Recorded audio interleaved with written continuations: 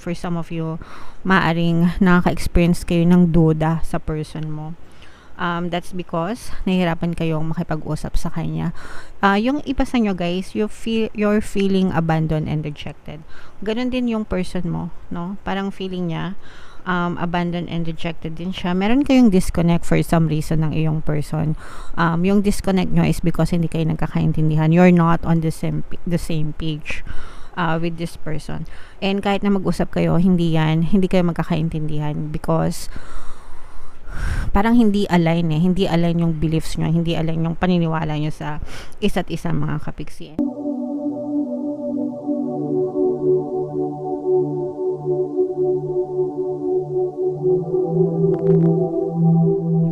Hello guys, hello Virgo, welcome back to Pinoy Pixie Tarot. Ang pamagat ng ating episode for tonight is feelings reading, ano ang nararamdaman niya sa'yo. So titingnan natin kung anong nararamdaman sa inyo ng inyong partner or specific person. Positive and negative energy guys, general reading lang, pwedeng mag-resonate, pwedeng hindi. Pwedeng ma-pick up yung energy nyo, pwedeng ma-pick up yung energy ng person nyo. Roles can be reversed, mga kapiksi. If in case hindi kayo naka-resonate dito, try nyong panoorin yung video para dun sa zodiac sign ng person nyo, baka nandun yung energy nyo, mga kapiksi. So dito sa spread na to guys, titingnan natin yung mga gustong sabihin ng person mo or yung mga nasa isip niya na it's either hindi niya masabi or ayaw niyang sabihin, pero this is mostly what's going on their mind, mga kapiksi. So ito guys, nakikita natin na parang medyo nag-emo yung inyong person, no? I feel empty and hollow inside. I cannot open up right now. So feeling niya may kulang, no? Kasi feeling niya may kulang sa kanya. Sabi niya empty and hollow inside. So kulang, 'di ba? Pero hindi niya 'yun masabi sa inyo. Hindi siya makapag-open up, hindi niya masabi yung kanyang nararamdaman. Hindi niya maibigay yung gusto mo. I cannot give you what you want or deserve. I'm sorry, no? So kung ano man yung gusto mo, kung ano man yung hinihiling mo sa kanya, ganyan. Or kung ano man yung deserve mo, feeling niya kulang yung kanyang binibigay or hindi niya yun maibigay sa'yo kahit ano pang gawin niya. I know that you may not feel for me as I feel for you. So feeling niya unrequited, no? Or parang hindi patas yung inyong nararamdaman para sa kanya, sa perception niya or sa perspective niya. Parang feeling niya mas mahal kanya kesa sa mas mahal mo siya, okay? Meron siyang ganong iniisip, mga kapiksi, alright?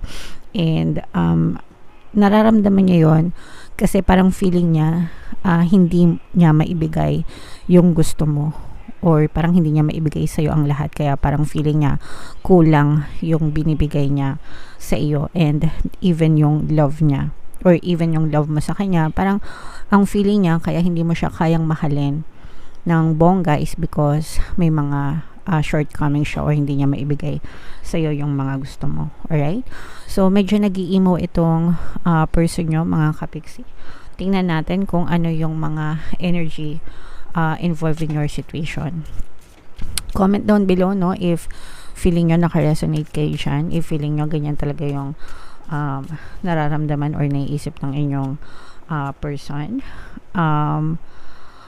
Yeah, so nakikita natin na parang merong itong pinagdaanan na hindi maganda sa kanyang past life, no, or past experience, ganyan. And parang very hopeful siya sa kanyang new beginnings para sa inyo. Sorry. Pasensya na kayo dun sa dumaan. For some of you guys, no, nakikita natin na parang medyo, dahil nga nag-i-emo itong person mo, parang parang feeling mo, kina-cut off ka ng person mo, or parang sinashut off ka niya sa buhay niya, medyo nahihirapan ka na mag-reach out sa kanya, nahihirapan ka, silent treatment, no, parang silent or cold treatment, kasi nga, hindi siya nag-open up there's something bothering dun sa person mo, no, yung kanyang mga intrusive thoughts na hindi niya masabi, ganyan, medyo anxious yung iyong person, and para hindi ka magtanong sa kanya or para hindi mo maramdaman or parang kasi parang naglalagay siya ng wall pader sa pagitan nyo, and para hindi mo yun malaman, silent treatment yung ginagawa nyo, or tumatahimik siya ganyan, and parang ikaw nahihirapan ka alamin kung ano talaga yung nararamdaman niya, mga kapiksi. Although kahit ganun, nandun pa rin yung pagmamahal, guys, no? Kumbaga nandun pa rin yung inuunawa mo siya, gusto mong intindihin yung person mo as much as you could, and yung iba sa inyo parang hindi naman nababawasan yung pagtingin or pagmamahal nyo dun sa inyong person, mga kapiksi, pero parang you're looking for changes, naghahanap ka ng pagbabago na sana maging mas okay, sana mas maging better. Syempre, sino ba naman yung hindi gusto ng better na relationship, diba? So, yan yung mga energy surrounding your situation, guys. Comment down below, no, if feeling nyo naka-resonate kayo dyan. So, dito naman sa deck na to, titingnan naman natin, mga kapiksi, ko ano yung nararamdaman sa inyo ng iyong partner or specific person. Shuffle ko to, guys. Habang sinashuffle ko to, panoorin nyo muna tong video natin regarding sa ating paano mag-manifest ng abundance video course. Kapiksi, sawa ka na ba sa mga struggles at hirap sa buhay mo? Masipag ka ba at masikap sa buhay ngunit hindi ka pa rin umaasenso? Ilang beses ka na bang nag-attempt magnegosyo at mag-invest pero palagi ka pa rin nalulugi? Sa pagkakataon na ito ay maaaring may subconscious beliefs ka na nagiging balakid sa iyong pag-unlad at pagyaman. Introducing, paano mag-manifest ng abundance video course. Dito ay matututunan mong ma-overcome ang mga balakid mo para tuluyan ka ng umunlad, umasenso, sumagana, maging matagumpay, successful at maswerte sa iyong kabuhayan, pera, trabaho, negosyo, salapi at kaperahan ng bonggang-bongga. Dali, mag-send na ng email sa pinoypixitarot@gmail.com at simulan na ang iyong pagyaman ngayon.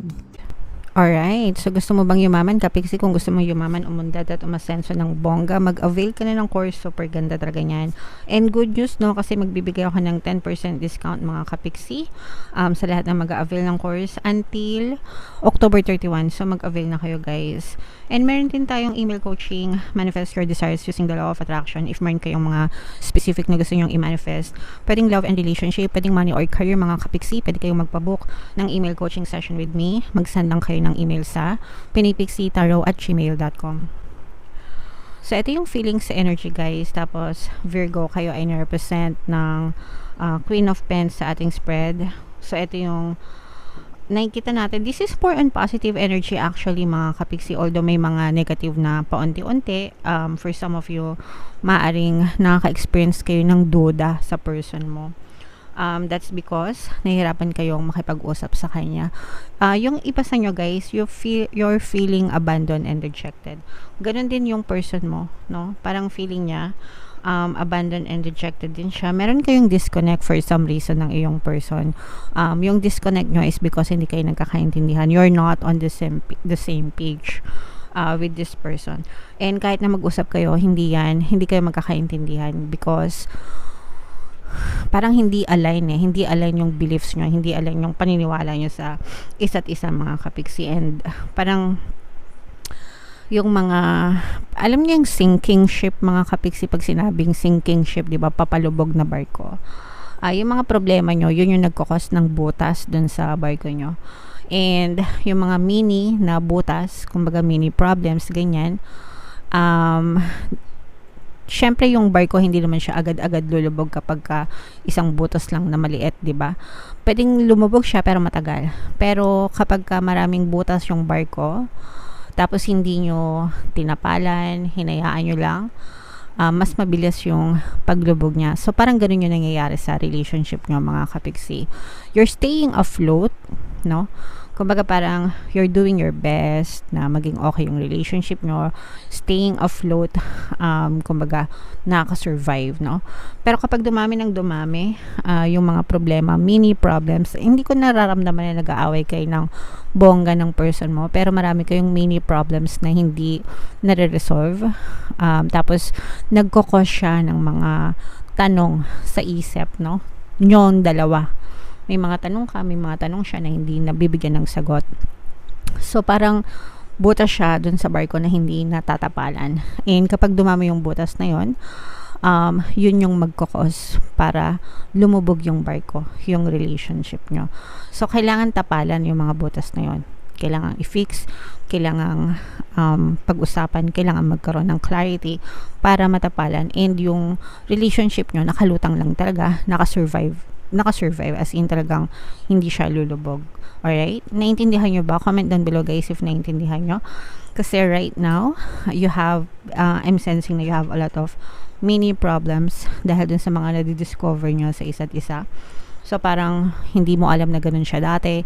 Ngayon alam mo na siya ganun din. Tapos parang naninibago ka, ganyan, or parang hindi mo matanggap na may ganito pala, may ganyan pala. So, may mga ganun, alright?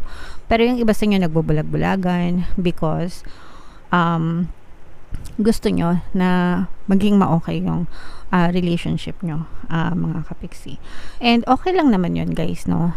Nagbubulag-bulagan kayo in a way na ayaw nyong tingnan yung negative na aspeto ng partner nyo, and instead focus on the love and light, because kapag nandun yung attention nyo sa mabubuting personality ng person nyo, maganda yung perception nyo about your person and the relationship, syempre yun lang din yung magre-reflect sa relationship nyo. Alright?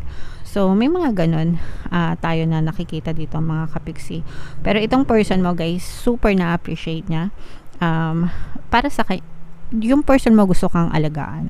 Gusto niya na mag-grow yung inyong relationship. This person wants to grow old with you, actually. Pero, meron siyang mga hidden secrets, no? Itong mga sikreto na to, parang ano siya, feeling ko, hindi maganda yung mga nangyari sa kanya sa past. And, natatakot siya na malaman mo itong mga sikreto niya kasi baka yun yung maging reason para hiwalayan mo siya or ayawan mo siya totally. Alright? So, may ganun siyang tawag dito, hidden secrets. And kapag nabibring up mo yon, parang feeling ko kapag dumadating yung point na nagkakaroon kayo ng confrontation, defensive yung person mo. It's either inaaway ka niya or tumataas yung boses niya, inaaway ka niya, ganun. And yun yung defense mechanism ng person mo para hindi mo siya tanungin, hindi siya ma-corner. Okay? So, meron siyang tinatago na sikreto mga kapiksi. I'm not sure if this person is lying to you. Kasi lumabas yung energy ng liar. Pero I'm sensing na more on secrets na gusto niyang itago mga kapiksi. Alright? So, yeah. Yun. So, comment down below mga kapiksi, no, if feeling nyo naka-resonate kayo dun sa mga sikretong tinatago ng person nyo. Comment down below. And ito yung ating 2024 kapalaran guys. Kung hindi nyo pa napapanood, panoorin nyo na, super nice, super ganda. And ito naman yung ating success stories ng paano mag-manifest ng abundance video course. Thank you for liking, sharing, and subscribing mga kapiksi, and see you again next time. I love you all guys. Have a nice day. Bye-bye.